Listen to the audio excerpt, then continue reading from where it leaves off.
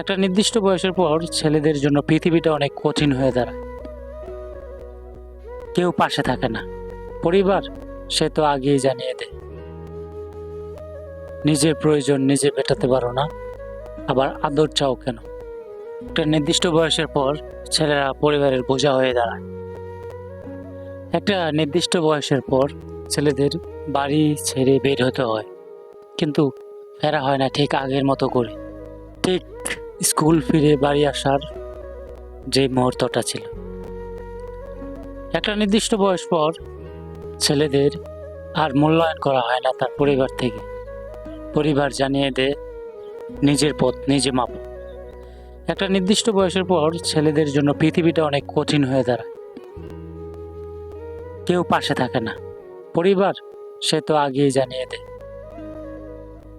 নিজের প্রয়োজন নিজে মেটাতে পারো না, আবার আদর চাও কেন? একটা নির্দিষ্ট বয়সের পর ছেলেদের ডিপ্রেশনে ভুগতে হয়। হ্যাঁ, সেই ডিপ্রেশনের কারণ হলো তার কেরিয়ার নিয়ে ভাবনা। একটা নির্দিষ্ট বয়সের পর ছেলেরা পরিবারের কাছে কিছু চাওয়ার যোগ্যতা হারিয়ে ফেলে। তখন মোবাইলের এক্সক্লুড করার জন্য 20 টাকা চাওয়া চেয়ে আত্মহত্যাকে বেটার মনে হয়।